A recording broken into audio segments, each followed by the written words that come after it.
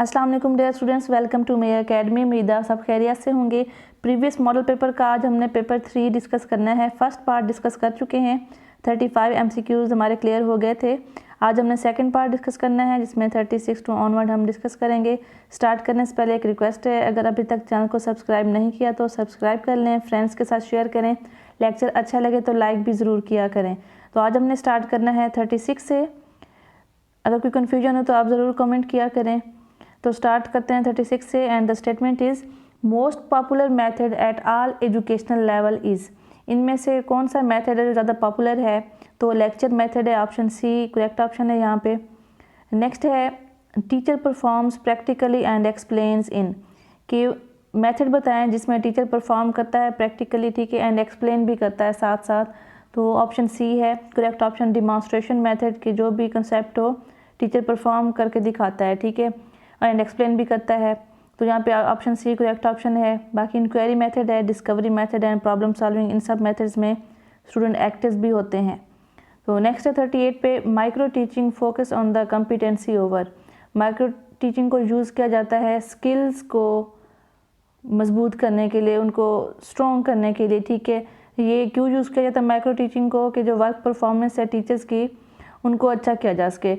तो micro teaching क्या करती है? Focus on the competency over skills. Option B को सिलेक्ट करेंगे। नेक्स्ट है portfolio is the collection of. Portfolio में स्टूडेंट वर्क की कलेक्शन की जाती है, स्टूडेंट का वर्क होता है उसमें सारा। तो यहाँ पे ऑप्शन सी करेक्ट ऑप्शन है। नेक्स्ट है the emphasis in the classroom should be. Classroom में जो फोकस है किसी भी टीचर का वो किस चीज़ पे होना चाहिए? Needs of the individual child पे होना चाहिए। समटाइम्स स्टूडेंट्स क्या गलती करते हैं कि ऑप्शन ए को सिलेक्ट कर लेते हैं। उनका माइंड ये होता है, उनका कंसेप्ट जो होता है कि होल क्लास के टीचर का फोकस क्या होता है? होल क्लास पे, होल क्लास की नीड्स को पूरा करना। तो इसको सिलेक्ट कर लेते हैं, ठीक है। वो बात एक हद तक ठीक है कि होल क्लास की नीड्स को देखा जाता है, लेकिन सबकी नीड्स जो हैं वो सेम नहीं होती। एक ही क्लास के स्टूडेंट्स का जो मेंटल लेवल है या लर्निंग लेवल है वो सबका चेंज होता है, सबके जो रिक्वायरमेंट्स होती हैं लर्निंग की वो भी चेंज होती हैं। तो फोकस किस पे होना चाहिए? The emphasis in the classroom should be, तो ये नीड्स ऑफ इंडिविजुअल चाइल्ड पे होना चाहिए, ठीक है। Option B is the correct option. Next है computer literacy is also considered important. Statement को कंप्लीट पढ़ा करें। स्टूडेंट क्या करते हैं, एक स्टेटमेंट पढ़ी है, हाफ पढ़ी है, अब अगर देखा जाए तो स्टेटमेंट कंप्लीट बन रही है कि computer literacy is also considered important. एक स्टेटमेंट है तो इसको सिलेक्ट देख के ऑप्शन सेलेक्ट कर लेते हैं। लेकिन अगर हम इसकी कंप्लीट स्टेटमेंट पढ़ें तो विच फिलासफी डिनाइज इट, तो ये पेरेनियलिज्म में आता है। ऑप्शन ए है। पेरेनियलिज्म में क्या है कि अगर लर्निंग का जो इन्वायरमेंट है, कंप्लीट जो इन्वायरमेंट है वो चेंज भी नहीं हो रहा, इंसान की नेचर भी चेंज नहीं हो रही, तो सब के लिए एजुकेशन सेम होनी चाहिए, उसमें चेंजिंग नहीं होनी चाहिए। ये बुकिश नॉलेज पे बिलीव करते हैं। तो यहाँ पे क्या है, कंप्यूटर लिटरेसी को ये इसको भी डिनाइज करते हैं पेरेनियलिज्म का, ठीक है। तो सम फिलासफीज एजुकेशनल हैं और कुछ जनरल हैं, तो ये भी आपने याद रखना है कि कौन सी जनरल है और कौन सी एजुकेशनल है। नेक्स्ट है the research concern with current phenomena of study is called. ये रिसर्च का ऑप्शन है, MCQs है। ऐसी रिसर्च जिसका कंसर्न किस चीज़ से होता है? करंट फिनोमिना से। करंट मीन्स ऑन गोइंग जो प्रोसेस चल रहे होते हैं उनसे, तो ये कहलाती है डिस्क्रिप्टिव रिसर्च। डिस्क्रिप्टिव रिसर्च की नेक्स्ट इसकी फर्दर टाइप्स हैं। सर्वे रिसर्च भी इसी में आती है, डेवलपमेंटल रिसर्च है, इंटर रिलेशनशिप स्टडीज़ है, वो भी इसी में आती हैं, ये डिस्क्रिप्टिव रिसर्च में आती हैं। ये इसकी 3 टाइप्स हैं। डिस्क्रिप्टिव रिसर्च के लिए जो हमें कीवर्ड याद करना है वो क्या है? करंट का है, ठीक है, करंट स्टेटस हो, ठीक है। तो उसमें क्या होता है, जो भी ऑन गोइंग प्रोसेस होते हैं, जो इफ़ेक्ट्स होते हैं या एविडेंट होते हैं, ट्रेंड्स होते हैं, वो सारे हम डिस्क्रिप्टिव में देखते हैं। इसकी टाइप्स भी आपने याद करनी है। फिर सर्वे स्टडीज़ की अपनी कैरेक्टरिस्टिक्स हैं, डेवलपमेंटल स्टडीज़ की अपनी कैरेक्टरिस्टिक हैं, ठीक है। इसी तरह इंटर रिलेशनशिप स्टडीज़ की भी हैं। तो और इसके अलावा ये भी याद करना है कि कौन सी रिसर्च बाय मेथड है और कौन सी बाय पर्पज़ है। हिस्टोरिकल रिसर्च है, एक्सपेरिमेंटल रिसर्च है, डिस्क्रिप्टिव रिसर्च है, ये तीनों बाय मेथड में आ रही हैं। अगर हम इस MCQs को देखें तो लास्ट पे है अप्लाइड रिसर्च, ये बाय पर्पज़ में आती है। तो वैसे बेसिकली जो पर्पज़ में है वो 3 हैं, बेसिक है, अप्लाइड है एंड एक्शन रिसर्च है। ये 3 टाइप्स बाय पर्पज़ में आती हैं, बाकी जो हैं सारी वो बाय मेथड में आती हैं। तो यहाँ पे करंट फिनोमिना का पूछा गया है तो वो डिस्क्रिप्टिव रिसर्च में आता है। नेक्स्ट है main responsibility of classroom management lies on. Classroom management की जो मेन रिस्पॉन्सिबिलिटी है वो लाइज करती है टीचर पे। Option B is the correct option. Next है know the students needs inside and outside the classroom and have positive expectations is related to. Student की needs class के अंदर और बाहर, ठीक है, ये आता है ह्यूमनिस्टिक थ्योरी में। Option B is the correct option. Next है the process of selecting a subset of a population for a survey is known as. किसी भी सर्वे के लिए पॉपुलेशन का सबसेट ले लिया तो इस प्रोसेस को क्या कहते हैं। उससे पहले थोड़ा सा बता दूं कि पॉपुलेशन क्या है और सबसेट किसे कहते हैं।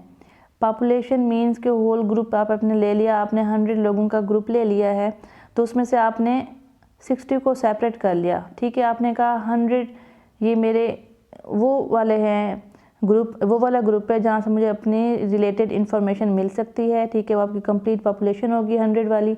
तो उसमें से आपने क्या क्या कि ये पॉसिबल नहीं है कि मैं 100 लोगों के पास जाऊँ, तो इससे अच्छा है कि मैं उन 100 में से ही कुछ सिलेक्ट कर लूँ जिससे मुझे अपना रेलिवेंट डाटा मिल जाए। तो आपने क्या किया, 100 में से आपने 40 को चूज़ कर लिया, ठीक है। तो ये आपने क्या किया, एक सबसेट ले लिया, उधर से सिलेक्ट कर लिया है। सबसेट हमेशा छोटा होता है मेन सेट का, तो यहाँ पे पॉपुलेशन में से एक आपने सबसेट ले लिया, ठीक है। 100 आपकी पॉपुलेशन थी, उसमें से आपने 40 ले लिए कि यहाँ से हमने डाटा कलेक्ट करना है। तो ये जो आपने प्रोसेस यूज़ किया है सिलेक्ट करने का, पॉपुलेशन में से कुछ हिस्सा लेने का, ठीक है, सबसेट लेने का, सिलेक्ट करने का, तो ये प्रोसेस कहलाता है सैम्पलिंग। ऑप्शन डी यहाँ पे करेक्ट ऑप्शन है। तो वो प्रोसेस क्या कहलाता है, सैम्पलिंग कहलाता है। एंड जो आपने सबसेट ले लिया पॉपुलेशन में से वो आपका सैंपल कहलाएगा, ठीक है, जहाँ से आपने डाटा को कलेक्ट करना है। यहाँ पे ऑप्शन डी को सिलेक्ट करेंगे। नेक्स्ट है what do we want to achieve educationally at the end of instruction. Educationally हम क्या अचीव कर रहे हैं, क्या अचीव करना चाहते हैं इंस्ट्रक्शन के एंड पे। इंस्ट्रक्शन कहते हैं हिदायत, या ऐसे समझ लें जो एक टीचर लेक्चर देता है वो इंस्ट्रक्शन हैं, ठीक है। Eight the end of instruction हम क्या अचीव करना चाहते हैं, वो हमने इंस्ट्रक्शंस क्यों दिए हैं बच्चों को, उसका कोई ना कोई मकसद होगा, तो वो क्या होते हैं टीचिंग ऑब्जेक्टिव्स, ठीक है। Option C is the correct option. Next है theory X and theory Y were presented by. ये मैनेजमेंट की थ्योरीज हैं, इसके अलावा और भी हैं। तो ये ऑप्शन ए है, डगलस ने प्रेजेंट की थी। अपनी अपनी करेक्टरिस्टिक्स हैं इसकी, थ्योरी एक्स में एंड थ्योरी वाई में।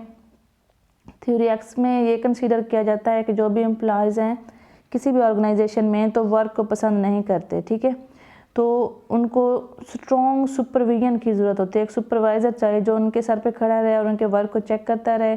तो इसमें कंसीडर किया जाता है या प्रेडिक्ट किया जाता है कि जो भी एम्प्लॉयज़ हैं वो लेज़ी हैं एंड वर्क को पसंद नहीं करते। एंड थ्योरी वाई में क्या है, ये इसके बिल्कुल टोटली अपोजिट है थ्योरी एक्स के। थ्योरी वाई में ये होता है कि जो भी एम्प्लॉयज़ हैं वो ख़ुद से रिस्पॉन्सिबिलिटी लेते हैं, अपने टास्क को कंप्लीट करते हैं एंड इसमें जो सुपरविजन होती है वो लो होती है। ये ऑप्शन ए यहाँ पे करेक्ट ऑप्शन है। नेक्स्ट है practice to organise and to study a specific topic for better retention is the purpose of. यहाँ पे जो कीवर्ड है वो प्रैक्टिस का है। प्रैक्टिस हमेशा ड्रिल मेथड में की जाती है। जब तक आपको कोई स्किल मुकम्मल तौर पर आ ना जाए तो वो प्रैक्टिस करवाई जाती है बार बार। तो यहाँ पे क्या है, ड्रिल मेथड को सिलेक्ट करेंगे। Option A is the correct option. Next है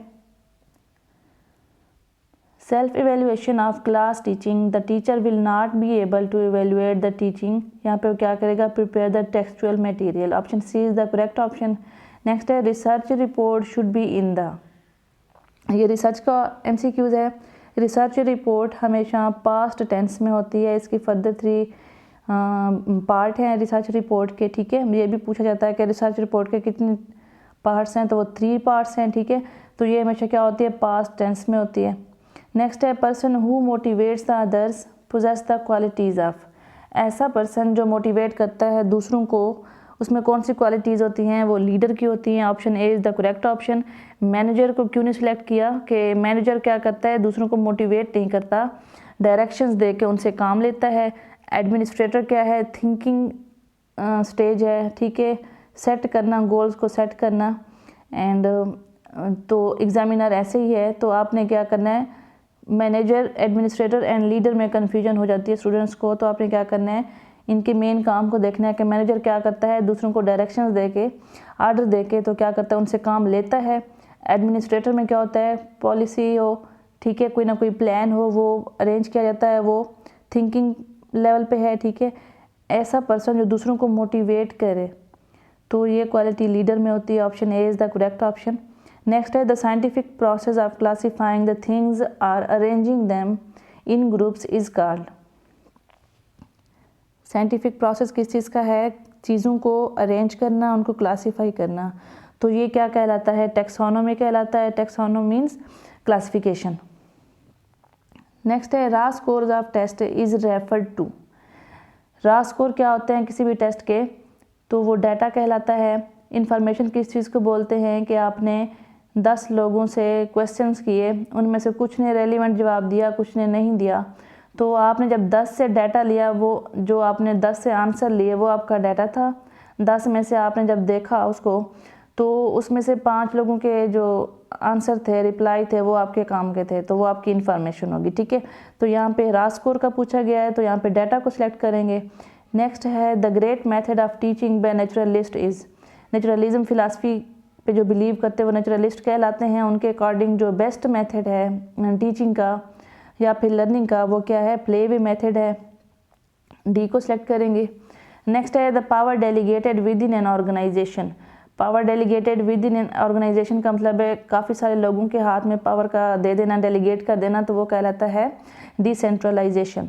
सम पीपल या वन और फ्यू का वर्ड्स आएगा तो वो हम सेंट्रलाइजेशन को चूज़ करेंगे, ठीक है। यहाँ पे क्या है, पूरी ऑर्गेनाइजेशन में पावर को डेलीगेट कर दिया है, तो वो डिसेंट्रलाइजेशन कहलाएगा। नेक्स्ट है the main source of innovation is.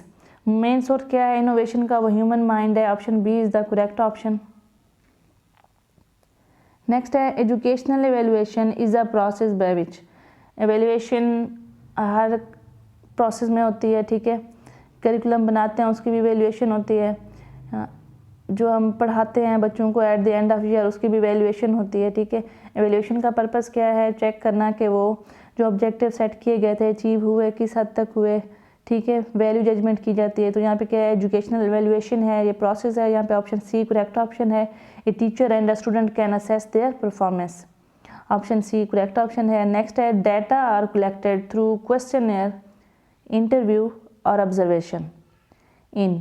Different research की फिर टाइप्स आई हुई है यहाँ पे। तो डाटा कलेक्ट किस तरीके से किया जाता है, क्वेश्चनर की फॉर्म में, इंटरव्यू की फॉर्म में या फिर ऑब्जर्वेशन में, तो यह कहलाएगा descriptive research. And historical research के जो MCQ आते हैं उसमें क्या होता है, हिस्टोरिकल रिसर्च का मेन जो है वो पास्ट इवेंट्स के हवाले से होता है, ठीक है। एंड इसमें क्रिटिसिज्म की बात करते हैं, इंटरनल एंड एक्सटर्नल क्रिटिसिज्म की बात होती है। एंड डाटा कलेक्शन जो होता है वो प्राइमरी एंड सेकेंडरी सोर्सेज से होता है, ठीक है। तो ये क्वेश्चनर, इंटरव्यू एंड ऑब्जर्वेशन जो वेज हैं डाटा कलेक्शन के, वो डिस्क्रिप्टिव रिसर्च में आते हैं। Option D is the correct option. Next है UNESCO conference of Asian countries at Karachi recommended to spend 4% of GNP on education was held in. यहाँ पे बुक में 1980 बताया हुआ है, 1960 करेक्ट ऑप्शन है, इसको करेक्ट कर लीजिएगा। नेक्स्ट है teaching is measurable can be found through the use of. Teaching क्या है, मयरेबल है, किस चीज़ से फाउंड किया जाता है, can be found through the use of micro teaching technique. Micro teaching में क्या होता है, टीचर्स की जो स्किल्स हैं या वर्क परफॉर्मेंस है उसको इन्हेंस किया जाता है, उसको स्ट्रॉन्ग किया जाता है। वो वेज देखे जाते हैं कि किस वे में टीचर की परफॉर्मेंस ज़्यादा अच्छी हो सकती है, उसके स्किल्स बेटर हो सकते हैं कि बच्चों को ज़्यादा अच्छी लर्निंग करवा सके। यहाँ पे सी करेक्ट ऑप्शन है। Then next is the successful and systematic academic working of classes in the school depends on. कि सिस्टमैटिक वर्किंग हो रही है क्लासेस की, सक्सेसफुल भी है किसी भी स्कूल में, वो किस चीज़ पे डिपेंड करती है, टाइम टेबल पे डिपेंड करती है। अकॉर्डिंग टू टाइम टेबल को फॉलो करके सीक्वेंस से सिस्टमैटिक वे में जो भी क्लासेस हैं या वर्किंग है किसी भी स्कूल की वो चल रही होती है। इसको टाइम टेबल को स्पार्क प्लग भी कहा जाता है, ठीक है। तो यहाँ पे टाइम टेबल को सिलेक्ट करेंगे। नेक्स्ट है most ignored aspect in education field is. तो कौन सा एस्पेक्ट है जिसको ज़्यादा इग्नोर किया जाता है एजुकेशन फील्ड में, वो है ट्रेनिंग ऑफ टीचर्स। इस पर ज़्यादा फोकस नहीं किया जाता। ट्रेनिंग से क्या होता है, टीचर्स की जो भी कमियां होती हैं वो पूरी की जाती हैं, जो न्यू वेज होते हैं पढ़ाने के, ठीक है, वो बताए जाते हैं, ट्रेनिंग दी जाती हैं अकॉर्डिंग टू चाइल्ड नीड्स, जो भी इनोवेशंस लानी होती हैं। तो ये क्या है, मोस्ट इग्नोर एस्पेक्ट है एजुकेशन फील्ड में। तो option B is the correct option. Next है when, what, why and how to teach is the main task of. कब पढ़ाना है, क्या पढ़ाना है, क्यों पढ़ाना है, कैसे पढ़ाना है, ठीक है, ये सारे मेन टास्क किस में आते हैं, एजुकेशन साइकोलॉजी में आते हैं। साइकोलॉजी का मेन जो फोकस होता है वो लर्नर पे होता है, ठीक है, लर्नर की नीड्स पे होता है। तो ये सारी चीज़ें देखी जाती हैं, जो ये सारा मेन टास्क होता है वो एजुकेशन साइकोलॉजी का होता है। नेक्स्ट है according to whom curriculum is a plan for learning. Different name बताए गए हैं, किसके अकॉर्डिंग करिकुलम जो है वो प्लान है लर्निंग के लिए, ठीक है। तो ये ऑप्शन डी है यहाँ पे करेक्ट ऑप्शन। नेक्स्ट है for better teaching learning process the best method is. Better teaching learning process के लिए बेस्ट मेथड कौन सा है, तो यहाँ पे प्रोजेक्ट मेथड है, option B is the correct option. Next है the responsibility of implementing the curriculum in the classroom lies primarily with the. Curriculum को इम्प्लीमेंट करने की रिस्पॉन्सिबिलिटी जो क्लास लेवल पे है वो किस पे डिपेंड करती है, वो क्लासरूम टीचर पे करती है। जो मेन कंसर्न होता है क्लास में वो टीचर का ही होता है।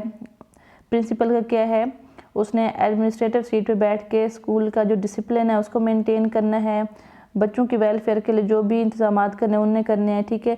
लेकिन क्लासरूम में जो मेन रिस्पॉन्सिबिलिटी होती है करिकुलम से हट के भी जो भी आपने क्लासरूम को मेंटेन करना है तो सारी रिस्पॉन्सिबिलिटी होती है क्लासरूम टीचर की। तो यहाँ पे क्या है, मेन रिस्पॉन्सिबिलिटी का पूछा गया है करिकुलम को इम्प्लीमेंट करने की एट द क्लासरूम लेवल, तो क्या होगा यहाँ पे क्लासरूम टीचर होगा, ऑप्शन बी। नेक्स्ट है कॉग्निटिव डेवलपमेंट डील्स विद। ये बहुत इंपॉर्टेंट भी है और वेरी वेरी इजी भी है कि कॉग्निटिव डेवलपमेंट डील करती है माइंड से।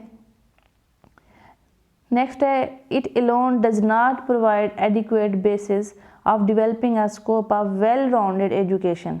कि अकेले ये प्रोवाइड नहीं करती बेसिस, एडिक्वेट बेसिस। तो डिफरेंट टाइप्स दी गई हैं करिकुलम की। सबसे पहले है एक्टिविटी करिकुलम, नेक्स्ट है कोर करिकुलम, फिर subject curriculum and hidden curriculum. ये मेन टाइप्स हैं करिकुलम की, इसके अलावा और भी हैं। तो एक्टिविटी सेंटर्ड करिकुलम को देखें तो ये based on the thinking of John Dewey, ठीक है, ये मोर सूटेबल है एलिमेंट्री क्लासेस के लिए। तो इसमें जो बच्चे का इंटरेस्ट है या फिर उसकी कैपेबिलिटीज़ हैं, ठीक है, उसका मेंटल लेवल है, एज लेवल है, वो उसका फोकस किया जाता है। इसमें कोई प्री प्लानिंग भी नहीं होती, ठीक है, based on the thinking of John Dewey. तो नेक्स्ट है कोर करिकुलम। इसमें क्या होता है, कॉमन लर्निंग होती है फॉर ऑल स्टूडेंट्स। वो वाले सब्जेक्ट होते हैं जो तमाम स्टूडेंट्स के लिए ज़रूरी होते हैं, नॉलेज हैं, स्किल्स हैं, जो भी वैल्यूज़ हैं, वो कॉमन लर्निंग जो भी होती है वो सब स्टूडेंट्स के लिए होती है, ठीक है। तो नेक्स्ट है सब्जेक्ट करिकुलम। तो इसमें ज़्यादा फोकस किस चीज़ पे होता है, सब्जेक्ट पे होता है। एंड नेक्स्ट है हिडन करिकुलम। हिडन करिकुलम क्या होता है, अनऑफिशियल, अनरिटन, अनइंटेंडेड जो भी लेसन्स वैल्यूज़ होती हैं या फिर जो भी एक्सपेक्ट किया जाता है स्टूडेंट से, मींस के ये एक्सपेक्ट किया जाए स्टूडेंट से कि वो क्या करेंगे, रिस्पेक्ट करेंगे किसी भी दूसरे स्टूडेंट के ओपिनियंस को, या फिर टीचर्स की रिस्पेक्ट करेंगे। तो जिनको कहा नहीं जाता डेली, या ये फिर रिटन प्लान में नहीं होता, रिटन करिकुलम में नहीं होता कि ये भी बच्चों को सिखाया जाए कि वो बड़ों की रिस्पेक्ट करेंगे, ठीक है। तो ये खुद से ही बच्चों में आ जाती हैं चीज़ें, स्कूल के इन्वायरमेंट से आ जाती हैं। तो ये अनरिटन है, रिटन फॉर्म में नहीं होता, अनऑफिशियल है एंड अनइंटेंडेड जो भी लेसन वैल्यूज़ होते हैं तो वो हिडन करिकुलम में आते हैं। तो ये यहाँ इस MCQs में बेस्ट करेक्ट ऑप्शन भी हिडन करिकुलम है, ठीक है, कि ये अकेले जो है ना बेसिस प्रोवाइड नहीं करता, तो बाकी सारी चीज़ें भी साथ होनी चाहिए, ठीक है। इसके अलावा जो इसकी मेन टाइप है करिकुलम की वो है इंटीग्रेटेड करिकुलम, ठीक है, उसको इंटरडिसिप्लिनरी या फिर थीमेटिक करिकुलम भी कहा जाता है। उसमें क्या होता है, decrease in the number of books में क्या करते हैं, डिक्रीज़ आ जाता है, ठीक है। तो ये इसकी मेन टाइप्स हैं जो आपने याद करनी है। तो नेक्स्ट है 69 पे एजुकेशनल ट्रेनिंग इन्हेंसेस। जो एजुकेशनल ट्रेनिंग्स हैं वो क्या इन्हेंस करते हैं, उनका जो फोकस होता है, उसका जो पर्पस होता है वो क्या होता है, स्किल्स को इन्हेंस करना, ठीक है। तो यहाँ वर्क परफॉर्मेंस को, जो टीचर्स की वर्क परफॉर्मेंस है, ठीक है, उसको इन्हेंस करना। तो 69 का डी है ऑप्शन करेक्ट। नेक्स्ट है better physical setting of a classroom requires. Physical setting है क्लासरूम की, उसमें क्या रिक्वायर है कि overall comfortable and healthful environment. ठीक है, ओवरऑल कंफर्टेबल मीन्स क्या है, इसमें सारी चीज़ें आ जाती हैं कि सीटिंग अरेंजमेंट भी है, वेंटिलेशन भी है, लाइटिंग भी है। ठीक है, तो सारी चीज़ें इस ऑप्शन में आ जाएंगी अगर हम इसको सिलेक्ट करेंगे कि overall comfortable and healthful environmental. ठीक है, तो option D is the correct option. 70 हमने कंप्लीट कर ली हैं। नेक्स्ट लेक्चर में लास्ट 30 हम डिस्कस करेंगे इंशाल्लाह। ओके, टेक केयर, अल्लाह हाफिज़।